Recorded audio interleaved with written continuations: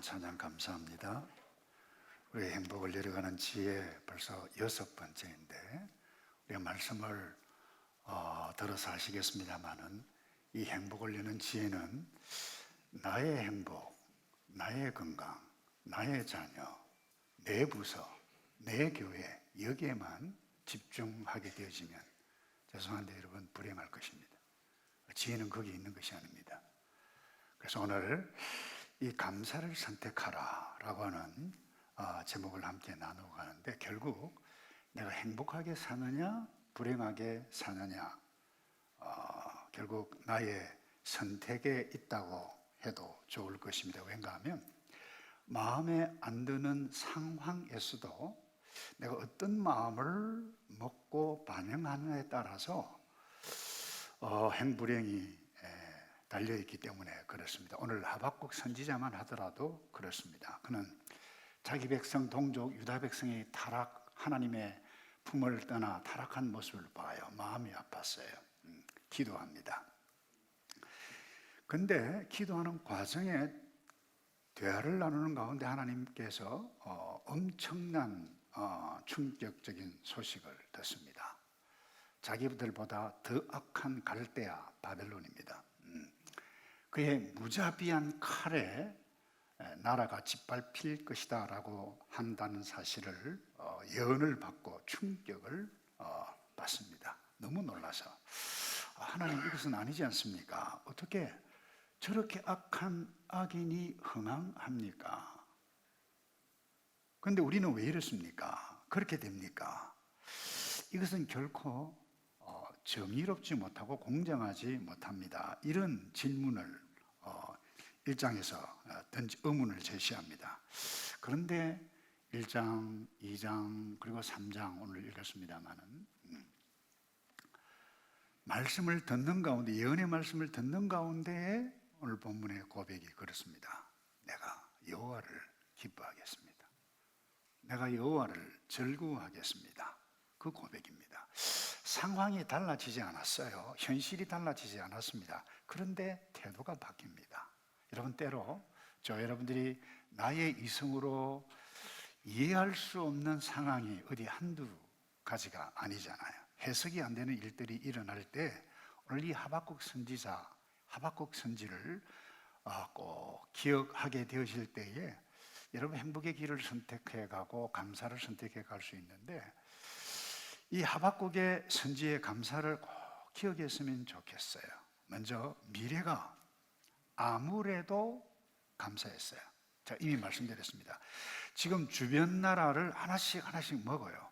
점점 이 신흥 국가인 이 갈대아 바벨론이 힘이 세어가지고 이 바벨론이 이제 하박국 선지자는 백성들 앞에서 회개하라 외쳤던 선지자가 아닙니다. 하나님과 기도하는 과정을 통해서 메시지를 받는데 그 메시지 과정을 기록해서 주어진 선지서입니다. 이 조국의 이 유다를 비참하게 짓밟을 것이라고 하는 예언을 받았던 상황에 얼마나 겁이 나겠어요. 후두두를 떨었다고 그랬어요. 그 표현을 오늘 16절에 그 소리 듣고 내 뱃속이 뒤틀렸습니다. 그 소리에 입술 뼈가 썩어 들어가고 다리가 후들후들거립니다. 그러나 나는 우리를 침략하려고 오는 백성들에게 닥칠 재앙의 날을 조용히 기다릴 것입니다. 바뀌어요. 여러분 바벨론에 의한 이 재앙의 아픔, 그 유다만 망하는 아픔이 아니라 이제 이 바벨론이 징계의 막대기죠. 근데 그 징계의 막대기뿐 바벨론도 그렇고 너희도 그렇고 이 세상에 있는 모든 사람들이 교만하다. 교만한 사람들은 반드시 망한다. 그러면서 그 과정에 있어서 놀라운 하나님의 예언을 이 하박국 선지자가 받습니다. 어떻게 보면 예언 중에 복음을 받았다고 해도 좋을 것입니다. 그것이 하박국 2장 4절입니다. 보아라. 마음이 교만한 사람은 의롭지 않다. 그러나 의인은 그의 믿음으로 살 것이다. 어디서 많이 듣던 말씀 아닐까요? 사도 바울이 로마서 1장 17절에서 그랬죠. 복음에는 하나님의 의가 계시되어 믿음으로부터 믿음에 이르게 한다. 기록되기를 의인은 믿음으로 살 것이다 라고 한 것 같다. 의인은 믿음으로 살 것이다 라고 표현한 그 말씀, 여러분이 어떤 의미인가 하면 그 어떤 인간의 행위에 기초한 의가 아니라는 거예요. 하나님의 은혜가 임하고 하나님의 구원사역이 임하지 아니하면 믿음도 의인도 나타나지 않는데, 하나님의 구원사역을 인식해 가고 알고 믿을 때에 그 의가 우리에게 있는데, 이게 복음이라는 거예요. 그래서 이 의인에게는, 이것을 믿는 의인에게는 반드시 하나님께서 살릴 것이다. 이것을 믿는 것이 믿음인데, 그래서 하나님께서 믿는 자의 구원을 반드시 이루실 것이라고 하는 것을 계시한 것입니다. 이것을 깨달은 하박국 달라졌다는 거예요. 유다 백성들에게도 닥칠 재앙까지 조용히 기다리겠습니다. 놀라운 것 아닙니까? 여러분이 이 땅을 살아가는 동안에 이 어두운 암울한 현실, 우리 모두에게 시시때때로 직면합니다. 그때 이 하박국의 고백을 기억하시길 바랍니다. 다시 읽습니다. 나는 우리를 침략하려고 오는 백성들에게 닥칠 재앙의 날을 조용히 기다릴 것이다. 쉽지 않아요. 그런데 이유가 있어요. 하나님께서 반드시 구해 주시기 때문이다. 사실 이것보다 더 긍정적이고 놀라운 것은 없습니다. 그런데 우리는 이 암울한 현실 앞에, 우리 현실 극복하기가 정말 쉽지 않죠. 더더군다나 우리가 포스트 모던 시대에 특별히 이 MZ세대, 남녀노소, MZ세대뿐만 아니라 남녀노소 할 것 없이 내 상황만 탁 분리하고 이 도무지 아니다 싶으면 그냥 질러버려요. 감정을 통제하지는 못합니다. 그러니 본인 불행합니다. 결혼을 했으면서도 불구하고 그냥 질러버려요. 본인 불행합니다. 자녀 불행합니다. 부모까지 불행합니다. 여기다가 한술 더 떠서 부모까지, 야, 그렇게 해서 살아가야 되냐? 불을 질러도 더 질러요. 여러분, 불행을 누가 만듭니까? 이스라엘, 하마스, 저 지옥 같은 상황을 누가 만들었죠? 암울한 상황에 내가 잘못된 나의 생각으로 직진하게 되어지면 지옥을 우리 스스로 만들어가게 되어집니다. 그러므로 시시때때로 우리에게 암울한 상황 온다 할지라도 암울한 상황에 굴복하지 않아야 하는 것입니다. 여러분, 헬렌 켈러를 아시죠? 저도 본 적 없어요. 들었어요. 읽었어요. 보지도 못합니다. 듣지도 못합니다. 근데 미국의 작가였어요. 교육학자가 됩니다. 그런데 이분이 이렇게 되어진 것은 앤 샬리반이라고 하는 현실적인 구원자라고 해도 좋을 거예요. 이 샬리반도 시력을 잃었다가 점자를 통해서 공부를 해서 나중에 기적적으로 눈도 회복이 되어져서 그야말로 중증장애자를 돕는 교사였습니다. 이 교사를 헬렌 켈러, 보지도 듣지도, 그야말로 요즘 같으면 어떻게 저렇게 살아? 이 저주받은 인생 아니야? 왜 이래? 자살을 하더라도 몇 번씩 하는 MZ세대였을 것입니다. 아니, 부모가 그야말로 그와 같은 자녀를 보았다. 말하기는 쉽지 않지만 그와 같은 상황에 아무런 상황이었습니다만은 이 살리반 선생님이 그렇게 말을 했다고 그래요. 항상 헬렌 켈러에게 사람의 삶의 조건은 그 어떤 것이라도 그 사람을 결코 패배시킬 수 없단다. 하나님께서는 어떠한 환경도 끊을 수 없는 사랑으로 지금도 너를 사랑하고 계시니 너도 얼마든지 삶의 환경을 극복하고 행복한 삶을 살 수 있을 것이다.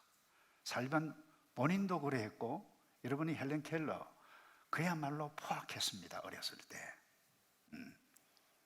근데 이 선생님 만나서 그 암울한 상황을 이겨냅니다. 그리고는 이 헬렌 켈러가 책을 쓰죠. 글도 많이 썼는데 3일 동안만 볼 수 있다면, 이런 글에서 이렇게 표현을 합니다. 만약 내가 사흘간 볼 수 있다면 첫날에는 나를 가르쳐준 설리번 선생님을 찾아가 그분의 얼굴을 이렇게 바라보겠습니다. 그리고 산으로 가서 아름다운 꽃과 풀과 빛나는 노을을 보고 싶습니다. 둘째 날에는 새벽 일찍 일어나서 먼 동이 트오는 모습을 보고 싶습니다. 저녁에는 영롱하게 빛나는 하늘의 별을 보겠습니다. 셋째 날엔 아침 일찍 큰 길로 나가 부지런히 출근하는 사람들의 활기찬 표정을 보고 싶어요. 점심 때는 아름다운 영화도 보고, 저녁에는 화려한 네온 사인과 쇼윈도의 상품들을 구경하고, 저녁에 집에 돌아와 사흘간 눈을 뜨게 해주신 하나님께 감사의 기도를 드리고 싶습니다. 보지 못했어요. 근데 만약에 3일 동안 눈을 뜰 수 있다라고 하면 이렇게 하고 싶습니다. 여러분, 헬렌 켈러 암울한 상황, 처음에 그야말로 자기 자신을 저주했을 것입니다만은 이 구원의 선생님 메시지를 만나서 달랐어요. 암울한 상황 굴러가지 않았습니다. 우리가 어려움을 만나고 어두운 상황을 만날 것입니다. 그때 이 헬렌 켈러 기억하세요. 하박국 선지, 나라가 망할 암울한 상황, 다가오고 있는데, 망하는 상황이, 이 죽음의 상황이 다가오고 있는데 내가 조용히 기다리겠습니다. 여러분 암울하십니까? 소망이 별로 없어 보이십니까? 다시 말씀합니다.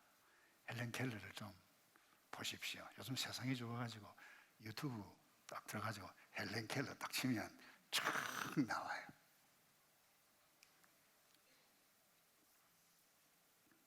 그 암울한 상황은 하나님께서 나에게 구원을 열어가시는 과정이라 하박국 선지자가 그렇게 인식을 했습니다. 여러분, 생존권에 위협이 오더라도 하박국은 감사했음을 알 수 있습니다. 17절입니다. 이렇게 고백하죠. 무화과 나무가 싹이 트지 않고 포도나무에 열매가 없다 해도 올리브나무, 감람나무죠, 수확할 것이 없고 밭은 먹을 것 생산하지 못해도 우리 안에 양떼 없고 외양간에 소가 없을지라도 내가 여호와를 기뻐 내 구원이 되시는 하나님을 즐거워할 것입니다. 여러분, 이 팔레스타인 문화에 포도가 없고 올리브가 없고 무화과가 없고 그리고 소, 양이 없다, 살 수 없다는 겁니다. 왜 그렇습니까? 이 지금 징계의 채찍인 이 갈대아, 이 바벨론이 나라를 짓밟으면 모든 것 다 잃어버립니다. 굶어 죽게 되어질 상황이라는 거예요. 그런데 하박국 선지자가 어떻게 해요? 마음이 달랐어요. 감사했습니다. 무엇이 있고 무엇이 잘되고 무엇이 많아서가 아니었습니다. 그냥 하나님께 감사했다는 거예요. 나는 여호와로 말미암아 즐거워하고 기뻐하겠다. 다시 말씀합니다. 원래 하박국 처음에는 원망하고 불평 섞인 쪽으로 하나님 앞에 의문을 막 제시합니다. 어떻게 이럴 수가 있습니까? 악인은 사업이 잘 되고 나는 하나님 열심히 섬기는데 되는 것이 왜 이렇게 없습니까? 이런 상황이었다니까요. 그렇게 의문을 제시합니다. 왜 악인을 방치합니까? 정의가 실종되게 하셨습니까? 그런데 그 불만으로 가득 찼던 하박국이 기쁨과 확신으로 가득 찬 모습으로 바뀝니다. 이유는 딱 하나입니다. 하나님의 계시를 받았기 때문에. 하나님께서 앞으로 어떻게 행해갈 것이다, 예언이라고 그러죠. 쉽게 이야기하면 하나님의 말씀을 받았다는 거예요. 그러니까 그 말씀을 주신 그 하나님께 감사하는 마음을 품었다는 거예요. 솔직히 저 같으면 하더라도 그렇게 안 됐을 거예요. 하나님. 근데 참 감사하긴 한데 그 침략 당하지 않고 그냥 구원 주시면 안 됩니까? 뭐 이렇게 기도했을 거예요. 근데 하박국 선지자는 하나님이 약속하신 예언의 말씀을 신뢰해가고 믿고 그분을 신뢰하며 신뢰했기에 감사하는 마음을 가질 수가 있었습니다. 더 구체적으로 좀 공부해보죠. 이 감사할 이유를 어디에서 찾았습니까? 이 하박국 선지자가 하나님이 구원자이심을 믿었기 때문입니다. 18절 다시 볼까요? 내가 여호와를 기뻐하고 그 다음에 내 무엇이 되시는요? 구원이 되시는 하나님을 즐거워할 것입니다. 여러분 사실 이 유다 백성들을 한번 보시면 착한 구석 없어요. 너무 착해서 하나님께서 내가 하나님의 백성으로 선택하겠다 그렇게 하지 않았던 걸 여러분 잘 아시잖아요. 여러분 아브라함 우상을 섬겼던 가정에서 그냥 무조건적으로 선택했어요. 인도했어요. 땅 주셨어요. 아들 주셨어요. 아브라함 그러니까 손자죠. 야곱으로 말미암아 12지파가 되어져서 이 유다가 된 거예요. 그 후손들이에요. 그런데 구원 주셨고 인도해 주셨어요. 예언대로 되었어요. 에집트에 가서 잘 살았어요. 처음에. 근데 어려움을 당했습니다. 그때도 약속을 쫓아서 하나님께서 모세를 통해서 애굽에서 나오게 합니다. 그야말로 압제 가운데 나올 때 이들이 어떻게 했습니까? 너무너무 좋아서 눈물을 흘리면서 여호와는 위대하시도다 위대하시도다라고 했는데 조금만 어려움이 오면 그들은 하나님 원망하고 지도자 원망했습니다. 근데 그렇게 했던 이유가 무엇입니까? 딱 하나입니다. 하나님께서 베풀어 주셨던 어제의 구원을 그분이 어떤 분인지를 구원의 하나님을 기억하지 않았기 때문입니다. 그러니까 이런 맥락에서 오늘 우리도 마찬가지입니다. 제가 지난주 화요일인가요? 새벽기도에 에베소 2장을 나누면서 우리는 무조건 감사해야 된다. 그 이유가 사도 바울이 에베소 교회 성도들에게 거기는 유대인도 있었고 이방인도 있었어요. 너희가 어제는 하나님을 몰랐다. 언약의 백성이라는 할지라도 온갖 율법 제대로 지켰느냐 욕심대로 온갖 못된 짓 잘난 체 하지 않았느냐. 어제는 똑같았다는 거예요. 그때는 다 그들 가운데 속해 육체와 마음이 원하는 것들을 행하고 육체의 욕망대로 살았다. 그래서 우리도 그들과 마찬가지로 태어날 때부터 진노의 자녀들이었다. 그런데 은혜가 임해서 예수가 믿어지고 예수를 믿게 하고 난 다음에 우리가 어떤 상태가 되어졌느냐. 우리의 신분과 우리의 놀라운 상태가 사도 바울이 이렇게 보여주셨어요. 2장 5절입니다. 허물로 죽은 우리를 그리스도와 함께 살리셨다는 거예요. 여러분은 은혜로 구원을 받은 것입니다. 그리고 그리스도 예수 안에서 함께 일으키시고 함께 하늘에 앉히셨습니다. 미래가 아니라 이미 예수 그리스도를 믿으면 몸은 이 땅에 지니고 있지만 하늘에 앉은 존재라고 하는 것입니다. 이것만 생각하면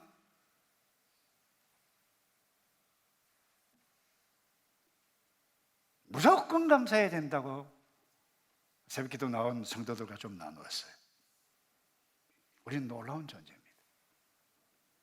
이것을 기억하면 죽음의 그림자가 내 앞에 온다 할지라도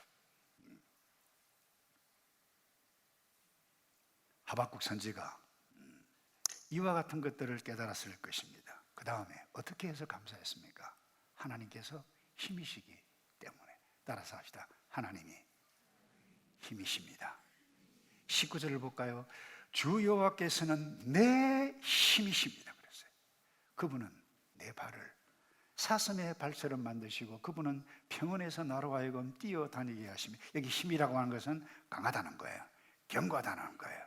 하나님은, 우리가 믿는 하나님께서는 견고하시고 강하신 분이기 때문에 얼마나 견고하신가 하면 부족함이 단 하나도 없을 만큼 강하신 분이라는 거예요. 그 시편 기자가 그렇게 표현을 했어요. 시편 34편 10절에 젊은 사자들이라도 힘이 없고 굶주릴 수 있지만 여호와를 찾는 사람은 좋은 것이 부족할 리가 없습니다. 근데 왜 예수를 믿었던 언약의 백성들인데도 불행하고 악을 행하고, 예수를 믿고 교회에 나오면서도 왜 우리가 이와 같은 삶을 누리지 못한 이유는 딱 하나입니다. 하나님을 기억하지 않는 데 있고, 또 하나 여호와를 찾지 않는다는 거예요. 시편 기자가 여호와를 찾는 사람은 좋은 것이 부족할 리가 없다는 거예요. 하나님을 아는 사람은 힘을 얻는다는 거예요. 견고해진다는 거예요. 다시 돌아가십시다. 출애굽 나올 때 이들은 너무너무 좋아서 울면서 하나님을 감사했습니다. 그런데 불과 며칠 지나지 않아 홍해 앞에 그들은, 이 모세야, 애굽에 매장지가 없어서 우리를 여기 수상시키려고 데리고 왔느냐, 야단법석 원망을, 그야말로 반기를 들었습니다. 그때 모세는 달랐어요. 자, 여러분 봅시다. 이스라엘 백성들도 하나님 알았습니다. 모세도 하나님 알았습니다. 그런데 왜 이렇게 똑같은 상황인데 모세는 다르게 이야기했습니까? 이유가 여기 있습니다. 아마 이스라엘 백성들은 부모로부터 여호와 하나님은 이런 하나님이다 라고 배웠습니다마는 지식적으로 어렴풋이 알았을런지 모릅니다마는 전 인격적으로 고백하는 하나님을 만났던 경험이 있는 사람들,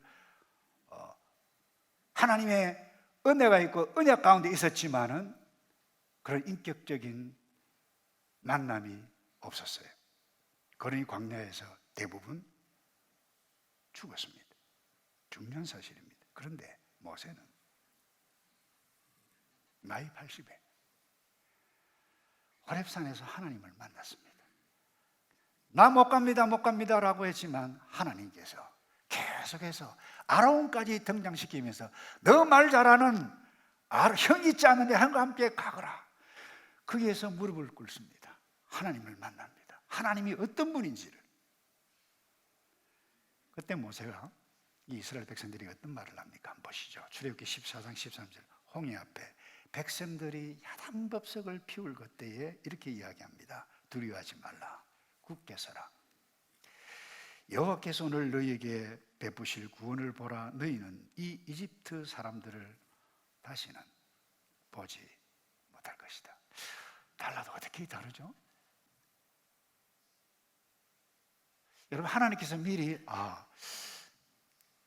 이스라엘 백성들 홍해를 만날 거다, 불평할 거다, 그때 내가 이렇게 할 것이다 미리 암시받았습니까? 아닙니다. 여호와 하나님을 만났기에 신뢰했습니다. 믿었습니다.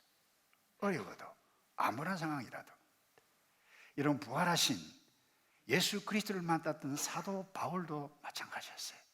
부활하신 예수 그리스도를 만났기에, 인격적으로 만났기에, 복음이 무엇인지를 만났기에, 율법 안에 하나님의 의가 나타나 예수 그리스도 구원의 사역,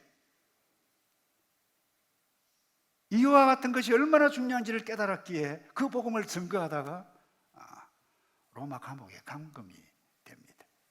그때 빌립보 성도들에게, 바깥에서 자유함을 누리고 있는 그들에게 이 바울이 어떤 이야기를 합니까? 내가 기뻐하고 기뻐한다. 내 참 기쁘다. 매여 있지만 오히려 나의 매임으로 인하여 이 온갖 이 로마 군인들이 지금 예수를 믿게 되어졌다. 이게 막 기쁘냐? 그리고 염려하고 그야말로 빌립보 지역에서 예수를 믿으면서도 싸움을 하고, 네가 크니 내가 오니 유디아와 순두기와 싸움을 하고 있는 그들에게 주셨던 메시지가 무엇입니까? 제발 아무것도 염려하지 말아라. 오직 모든 일에 기도와 강구로 여러분이 구할 것을 그것도 하나님 앞에 감사함으로 아뢰라. 왜입니까? 하나님을 만난 성도 바울이었기에 하나님이 구원이시고 하나님이 힘이시다. 그 어떤 상황에서도 견고하게 하실 분임을 아는 성도는 죄송합니다, 음행하지 않습니다. 눈에 보이는 것 때문에 고소하고 하나님의 백성이 되기를 포기하는 그런 어리석은 삶을 선택하지 않습니다. 하나님의 뜻이 아니기 때문에.